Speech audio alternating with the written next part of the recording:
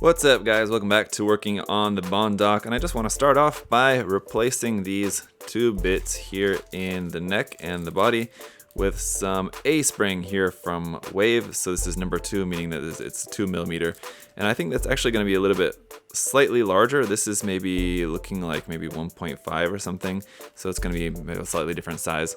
I'm just going to go ahead and just yank those out of there. And all I need to do for these is just drill a hole, and then I can just stick this right in there. So really as easy as that. And just cut a piece of the spring to the right length. And I can change it later if I want to, if it's too long or something, but I think this should be right. I just need to get that up into there.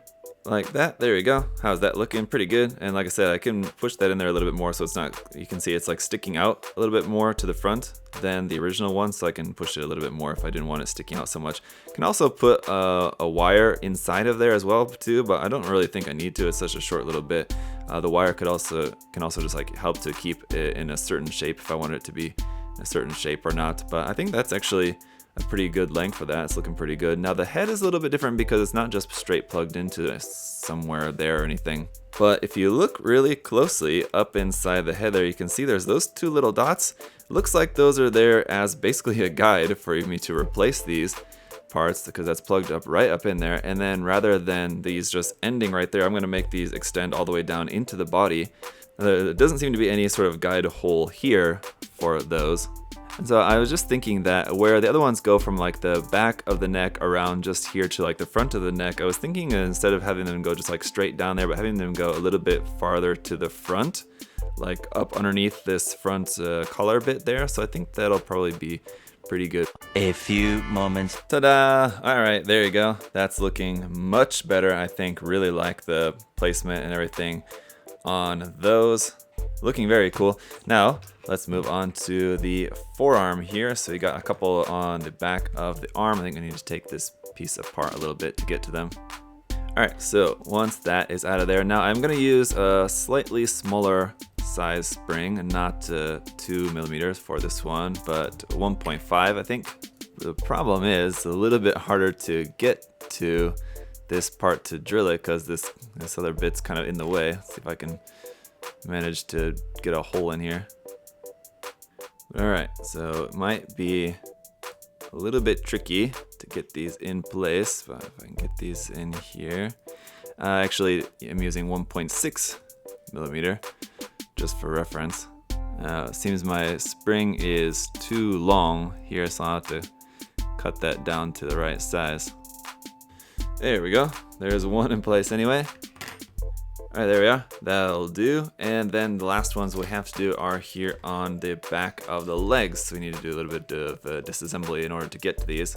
But also while we're here, I was thinking of adding some more up underneath here with all this stuff going on. I was thinking of adding some going from like underneath this part to underneath the hip section part there as well too. So if I remove these fuel tanks, basically there where we have that molded circle detail there, just drill a hole there and then have the spring going from there to, and then maybe drill a hole into here between the legs there like that, have a hole like right there.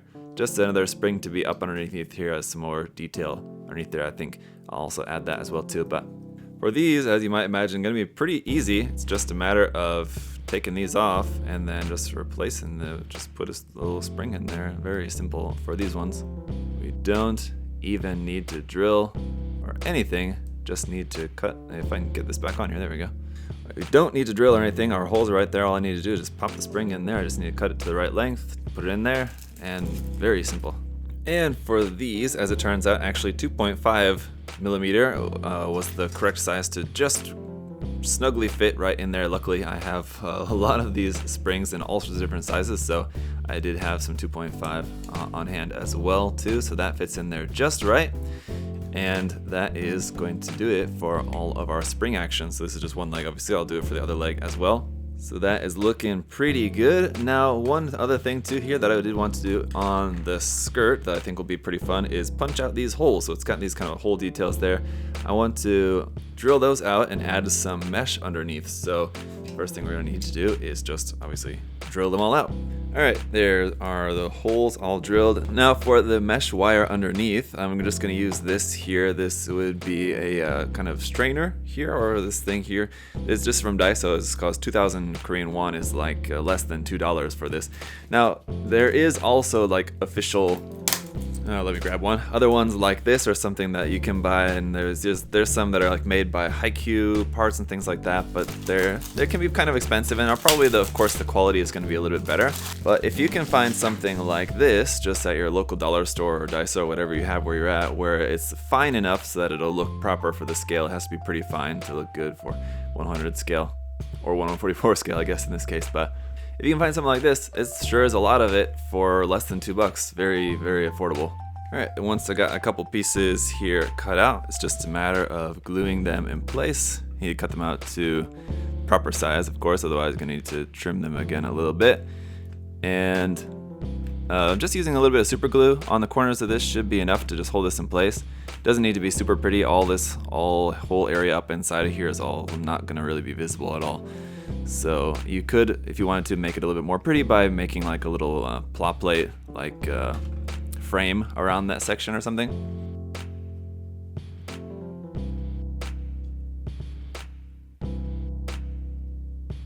So those are both set up in there, and then from the top, like again, it's through a small hole, so it's not going to be super visible, but it's a small little detail that is just going to be something nice to notice back there around the back. Alright, so then the last big step before we really get down to business is going to be adding some detail parts. So I've got some of these here, these DUA detail parts. There's about 100 of these. I don't know, there's a lot of these different sets with all sorts of different little detail parts and things that you can get. So I'm going to use a few of these on here. So first off, here on the feet, we got some nice detail here, but this circle is just looking a little bit plain here, so I think I'm going to add one of these little circle bits onto the side of this section here on the foot frame. So we're going to need 4 of this little size here, so I need to cut those off of here. So just lay a little bit of glue on there first. There we go. Now we've got a little bit more detail added on there. Looking pretty good. Next up is, this is set number 21, which is like some kind of hatch coverings here.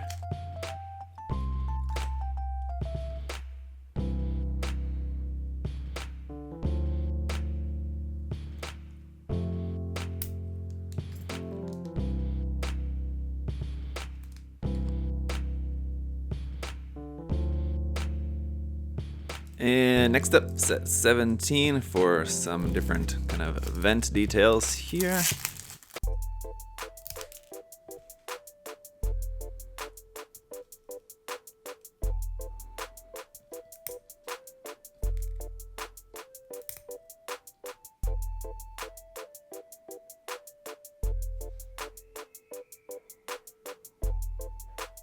Alright guys, so I'm happy with those details, and so now we need to add our last few bits of hoses here. And now I mentioned before I wanted to add hoses here on the bottom, but I think I want to add some hoses here on the top as well too, because I was taking a look at like how this is going to look inside this space here, and I thought just on the top there it looks a little bit plain, so I thought let's use this detail that we have already molded in there and just turn that into a space for some more new hoses here. So just going to turn those little rectangle holes into a couple of circular 2mm holes to add some more 2mm hoses here.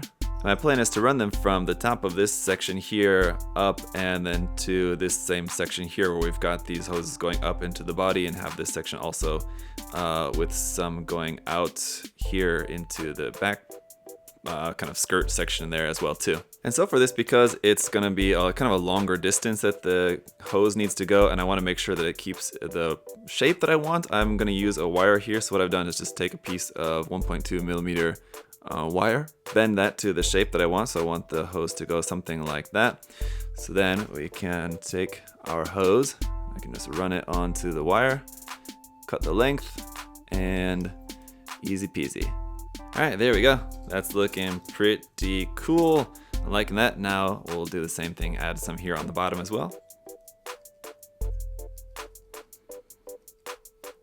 Alright, there it is with all the fuel tanks, the hoses added on the top and the bottom side of that part there. I think adds some nice connection to that, so it doesn't seem like this whole part is just kind of tacked on. Just having those hoses there helps to just kind of make it seem like it's part of the body, connected to the body. Obviously once it's painted it'll make a lot more sense as well too, once this is not in different colors, of course. So I think it's looking pretty awesome.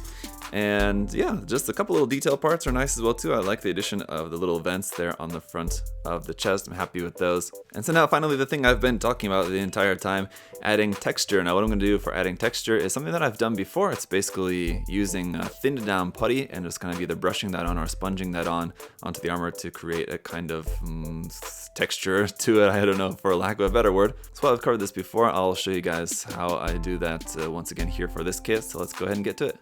Alright, so let's do it. Everything's all prepped now. These are all the parts that are going to be getting texture, so not the entire kit, just most of the armor. And then like all the mechanical bits will all be different. So all we're going to need for this is some putty. In this case, I'm just using a regular basic type Tamiya putty. And some thinner. I'll be using Mr. Color thinner here for this. So we just need to mix them up, and how the ratio of how you mix them really just depends on what you want. Obviously, the more thinner you're going to use, the thinner the solution or like the mixture is going to be. But if you don't use enough thinner, it's basically just going to be like caking the putty on there. And I don't know, that might be what you want. But I think in most cases, probably people are going to want a good kind of even mix of the two. Also, how you apply it really depends on what you want as well too. A lot of people will use a sponge for this. I'm just going to use this old brush because I don't really want it quite with that texture of what you would get normally from using a sponge. I want it to be not super apparent, but just having a little bit of texture to it. So you guys will see, or at least I'll see. Hopefully it'll come out as I'm intending, but we'll find out. And so we'll see if my mixture is right. I think it looks maybe a little bit thin, but once we start getting this on there, we'll see how that's looking. And just want it to be just kind of splotchy on there. And then as it's drying too, I can like continue to work at it to create the texture. And obviously then too, if it's not exactly what I want, or if it's in some areas where I didn't really want it, then I can also sand that down again later as well too. So nothing's really permanent. It's gonna be a little bit hard for you guys to see at this point. It's still kind of wet and shiny, but I think that's looking pretty good. If that, as it's drying, if that smooths it down a little bit too much, then I might go over that some more. But just a little bit of texture on there, I think it's looking pretty good. Also, of course, you should wear a mask when doing this because you're working with lacquer thinner and putty, which is also uses solvent, so it smells pretty bad. So I'm gonna go ahead and put on a mask and kick on my fan, so stop talking to you guys and just get on with doing all of this, and then I'll come back and we'll take a look and see how everything's looking.